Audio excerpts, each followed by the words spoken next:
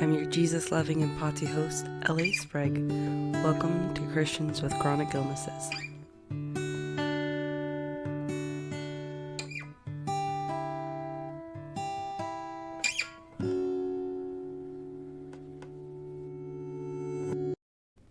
I'm warning you now. You're about to see a cringy, newlywed Christian couple. You've been warned. Enjoy. And they arguably cuddle too much in public and on video. So, watch your own risk. Enjoy. Oh, I'm hungry. I haven't eaten since I ate breakfast pizza. That's probably why I'm grumpy. Hey, everybody. Hello. Welcome to Christians with Chronic Illnesses. I'm eating pepperoni. And I'm L.A. Sprague, your host. Today, I'm joined by my fabulous husband, Paul Trumba. Hello. Anyway, if you stay till the end of the episode, y'all are going to hear some crunching because I need to eat. Okay? Sorry about that. Anyway, if you stay till the end of the episode, you're going to hear a little trailer about a book. And it's his book. And it's a good book. Oh, no, there's one every week. They hear it every week. Yeah. Anyway, it's a good book. It's really fun. So today I'm interviewing my husband, and I'm happy you're here. How are you doing, by the way? Genuinely. You want to know? Wouldn't you want to know how they're doing if they were right here, Paul? I mean, yeah, if they were right here. Yeah.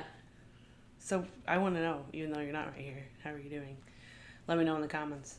Or email us at cwcipodcast@gmail.com. Anyway, okay, so we're going to get to the episode. I'm just interviewing my husband, so you can see a little bit into the life of a chronically ill girly and her lover. First question, what was your first impression of me? I thought you were very outgoing and the absolute opposite of a homebody. Like just constantly moving around, like super talkative and building tons of relationships. And I just thought you were a cool person. Just a massive extrovert. Yeah, massive extrovert. That's cute. Like, I'm not a very talkative... Well, you would say I'm a talkative person. He's very talkative. I love it. I love hearing your thoughts. I'm also a massive introvert, so you'll probably... And you are a homebody. Yeah. But you've kind of become one more over time. Definitely. I am now. Yeah. 100%. I think it's healthier for you. Oh. Yeah, maybe. I hope so. What was your first impression of me? You know the answer, don't you? Yeah, I do. Cause... So, first, I thought he was super hot. Like, 100% my type.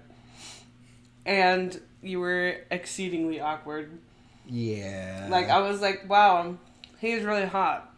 But he's, like, too weird. He was, like, into anime. And I was like, nah, that ain't it for me.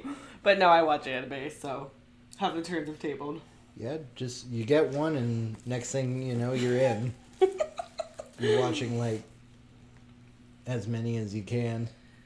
I don't know about that. It's just another form of anime. Favorite anime go? Steins Gate. Okay. Time travel. Really weird. Do you know mine? Your name? Ooh. That's my favorite movie. Okay. What about show? I don't know. Arcane. No, Well, no, that's not technically anime. That's 2D. Death Note. Death Note. Nice. Classic. Good one. Okay, Habibi. What was your initial thought when you learned that I had POTS/depression? / can you tell me, like, do you remember when you first learned that I had those things? You told me about your POTS before we were dating. Okay. So I kind of knew about that prior. And do you remember how I told you? I don't remember. I don't remember exactly. It came up in just random conversation, like, and about like how you were going through that. I kind of asked about it more, and then you gave me a very graphic but somewhat realistic explanation that's quite oversimplified now that I've learned more about it. Aww. That basically blood pools at your feet. Yeah. And so you just lose all the blood in your upper body.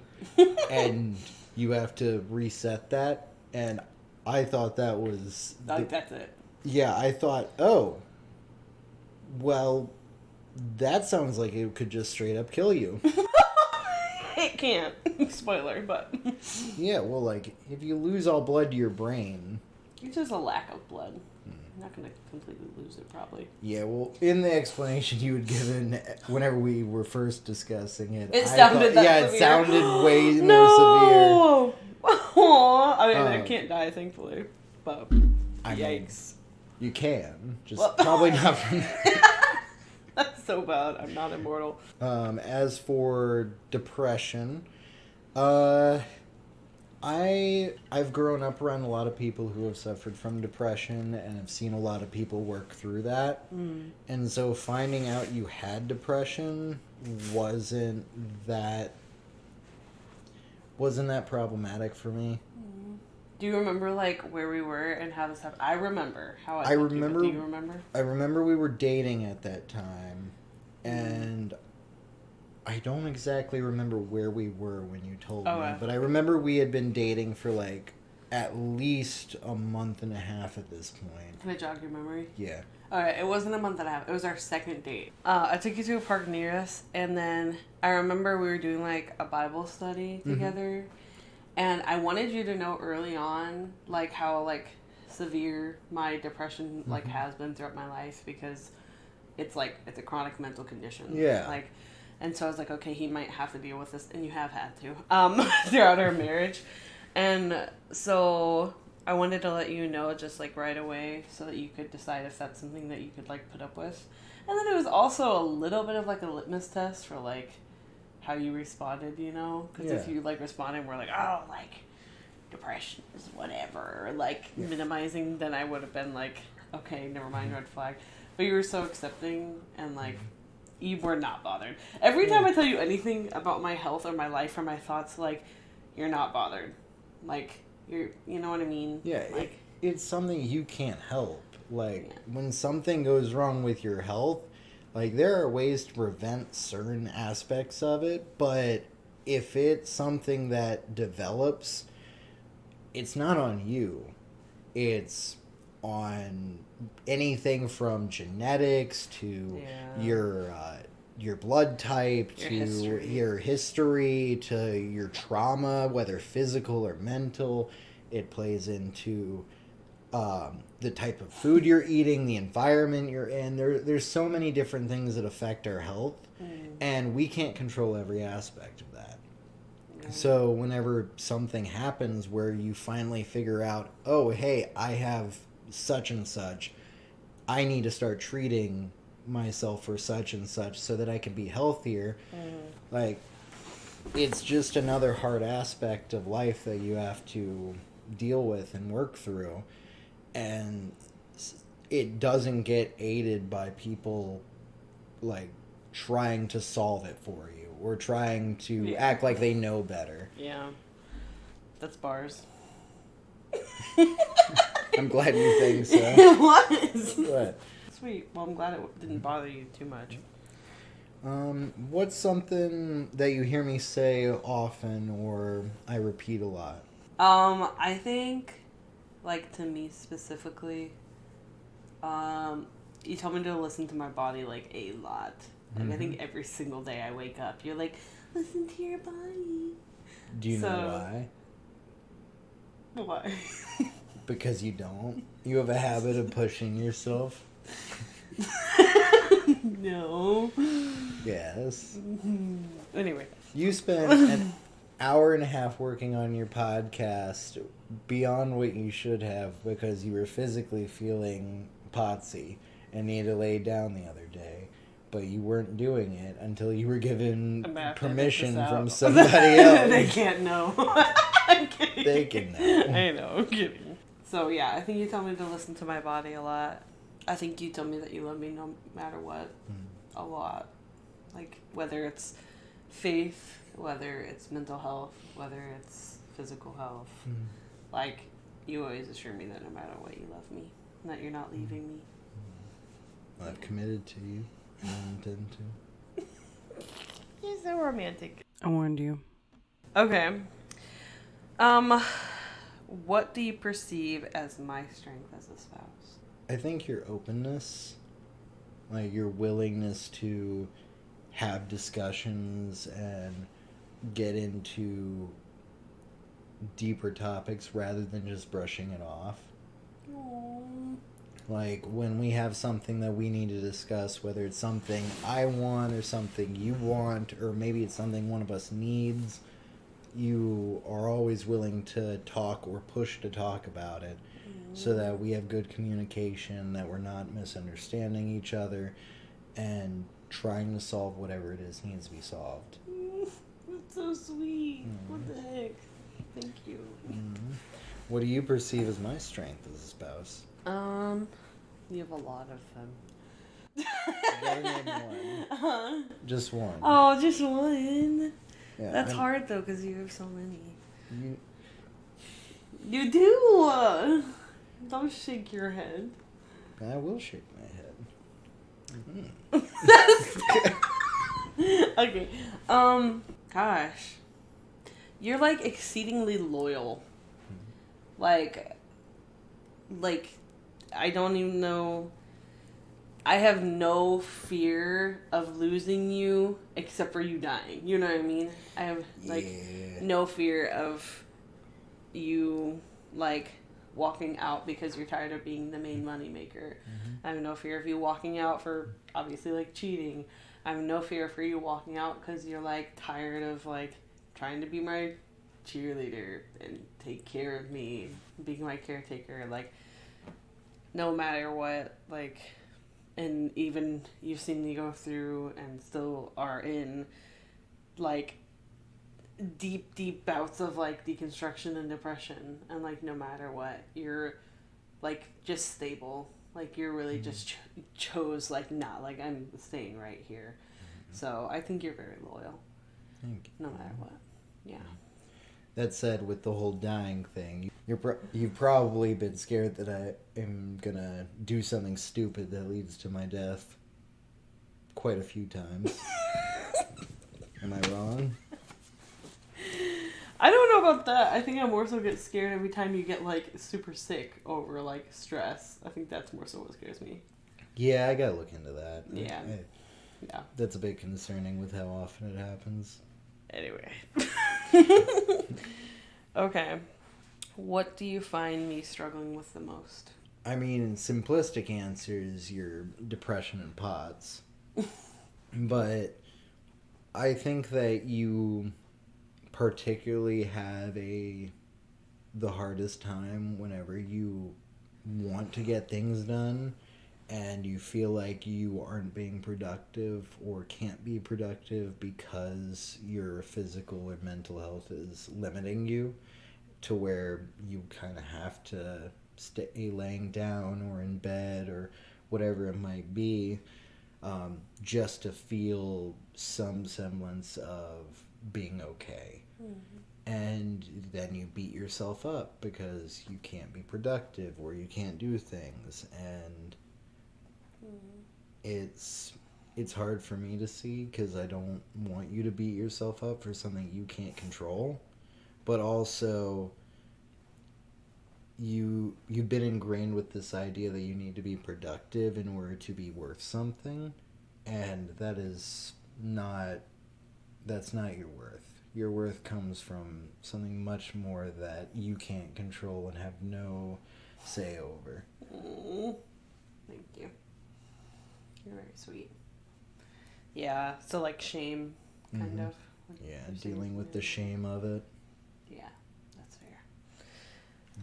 What do you think is one helpful or unhelpful thing that I've done relating to your chronic illness? So I think I'll start with negative and then go positive. All right. Unhelpful, I think a man's here. He loves me so much. And I think that no matter what, you want to tell me yes. Like, you want to, like, you know what I mean? Like, and so sometimes I think maybe, and this isn't on you, like, it's not on you to fully be, like, you don't have to always be, like, that main cheerleader. You don't always have to be, like, my caretaker or the one, like, ultimately it's up to me to take care of my body and, like, my mind, so it's not on you. But I think sometimes maybe I need that, like, challenge, and you do challenge me. But sometimes I think we, like, tiptoe on, like, the edge of, like, enablement, like, you know, where maybe one day I need to be reminded to, like, try to push my body, and you know what I mean. So I think maybe that's unhelpful sometimes, but that's hard to, like, balance, because as you guys know, listening, like, there's a lot of times, like, we do have to listen to our bodies, but sometimes that listening to our bodies also does mean pushing our bodies. Like, I know, like, with POTS, some days I don't know if I need to, like, lay down the whole day or if I need to go for a walk, and that's really complicated. So I guess it would be even harder if I don't know what my body needs for, like, you to know what it is that I need encouraged by. So yeah, I think sometimes that's just a little unhelpful, like, but it's also extremely helpful at the same time. So for unhelpful, I'd say maybe just, like, a little too much, like, yes man. But I'd say as for helpfulness, I think we've already talked about, like, a lot of the encouragement, so I'll go somewhere different and I'll say, like, you help a lot practically. Like, when I'm sick in bed, like, you ask what I need and you go grab me my pickles and electrolyte water and my water and food, and you turn on, like, literally I remember one time, like, I think it was in, like, last November, probably, I got sick, I think actually with the flu or something. It was and so weird. He just came, he went to the living room and then came into the room carrying our TV. And for the first time, now we move it back and forth all the time.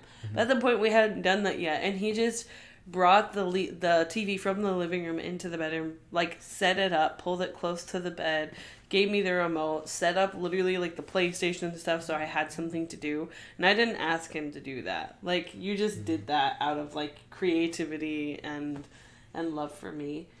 And you even brought in your whole stinking computer.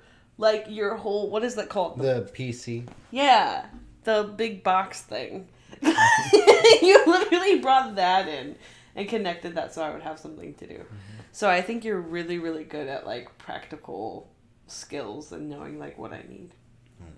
Yeah. I've heard it said before that in, like, relationships, often you have the husband and the wife, and then chronic illness can almost seem like a third spouse. Like, it kind of just comes in and, like, tries to, like, be the main center of your, like, marriage and take all the attention. So how are you able to, like, focus on me as LA, and, like, how are you able to see me instead of, oh, this is, like, my wife who is sick, or this is my wife who is sad, this is my wife who is doubting? How do you just see me in our marriage? I think I see you more so in the fact that all of your experiences, all of your chronic health issues, all of your mental health issues, all of those are part of who you are, but they don't define you. And they may dictate some portion of your life. You have to adjust to it, but they don't dictate who you are as a person. And I know who you are. I've been trying to know you more and more as we grow in our marriage, because I think that's a huge part of it. If we're not striving to know more about each other, then we're not even trying in the marriage. But in addition to that, I can adjust around your chronic health and mental health issues without any sweat off my back. Aww. There's nothing that is going on that's too much. Like, maybe some stuff goes and conflicts with our scheduling, and we have to work around that. Maybe from time to time, like, we have to cancel plans that we were going to do. But ultimately, you're the same person. You're the same person I married, whether you're sick or healthy, or whether you're depressed, or whether you're happy as can be, whether you're hungry, or whether you're grumpy, whether you're full. Like, you're the same person in all of those. And I want to interact with you and know more about you, and so I'll meet you where you're at. Like, Christ meets us where we're at. The least I can do is meet you where you're at. Now, that said, for you, how do you see me through all of that? Through all of the chronic health, mental health, or heck, whenever I'm going through something of my own. Aww. Yeah, I think what's helpful is, like, when we do things that don't have anything to do with our problems. Like, it's obviously, like you talked about earlier, like, you know, I'm a stickler in having, like, serious conversations. And when I have something to talk to you about, I, like, can't hold it back. Yep. Like, that's good and bad. But it's, like, I think it's helpful when we, like, get out of the house and we, like, go on a walk, or we go to Chicago and visit the city, or I don't know, like, I think that's helpful, like, or just discussing different things that don't have to do with us personally. Whether I know that sometimes we have tension in our theology just because we disagree on a lot. We love each other despite disagreeing on theology. It's okay to disagree on theology. In fact, nobody is going to agree 100% on everything. Heck, even the apostles didn't. Yeah. So sometimes I talk about theology. I often kind of zone out just because trauma in the past from theology stuff, and in the present. But nonetheless, whether we're talking about theology, whether we're trying new food, you know what I mean? Like, I don't know. It's just, or like I said, going on a walk. It helps me to remember you as you, and, like, not as my caretaker, not as the breadwinner, like, as my husband who I married because I love you. What helps me is when we get to, like, do those things that we love together. When we're watching Once Upon a Time together. When we're playing, like, Lego Harry Potter together. Like, so I think that's what helps me a lot. Because then I get to see, like, your creative side, because you're a very creative person. I get to see your fun, loving side, which is always present because you're very silly and very, like, adorable. And obviously I get to see your smart side because you never stop thinking, ever. And so, yeah, it's kind of annoying whenever you're trying to sleep at night and I'm just like, hey, have you ever considered this? Yeah. One of Paul's favorite things to do is he likes to ask his kitchen staff theological questions. So if you're around Paul, and he's pretty comfortable with you, you'll probably be asked a theological question. Won't they? Do you have one for them now? Just throw out one. Just anything. What have you asked your staff lately? Potentially false, but one thing I've been wondering is the accuser in Job the same as the deceiver that's mentioned in Genesis, which we know is Satan, or is the accuser an angel who was only given his duties because of the fall? Okay. And I don't know if that is technically heretical or not, but I've been wondering about it because Job, it mentions an accuser, and the accuser is not the same as a deceiver. Y'all, this is why I go. But the accuser is also the one that is despised by the angels, according to Job with all heavenly host. And so the crux of your question? Crux of the question is the accuser the devil? Or is the accuser a entity that is working on God's behalf as a means of bringing about judgment. Like what is the third? Is there any? I'm sure there could be another option. There could be another option. Those are just the two that I'm Tell us your thoughts. If that is blasphemous and heretical, I'm sorry. I'm just trying to thinking about it. So, is it Satan? Is it some other angel / entity? Is this blasphemy? Let us know in the comments below. Or, per usual... More than likely blasphemy. I don't know. Email us if Paul's blasphemous at cwcipodcast@gmail.com. I mean, is it blasphemy to wonder? You're asking a question. Yeah. Anyway. Someone out there probably thinks so. Our YouTube haters. Love you guys. There's probably a theological debate out there somewhere on this topic. Well, thank you, darling, for doing this interview with me. I love you very much, and I had fun. Thanks for everyone listening. We really appreciate it. If you have any questions for my sweet Paul regarding our relationship, regarding marriage and chronic illness, depression, POTS, doubt, all that good stuff, feel more than free to comment or give us an email. But, yeah, just wanted you guys to get to know him a little bit. He's pretty great. Bye everyone. Thank you so much for being a part of the Christians with Chronic Illnesses community. Please remember to follow, rate, and subscribe to the show. You can also follow us on our socials at CWCI Podcast. And if you're interested in sharing your story, please email us at cwcipodcast@gmail.com. If you are interested in contributing to the production of Christians with Chronic Illnesses, please see the show notes below for subscriptions starting as low as $1 a month, or email us for a more direct way to give. This show is hosted and produced by Ellie Sprague, and our incredible logo, thumbnail, and overall CWCI artist is Brianna Middleton.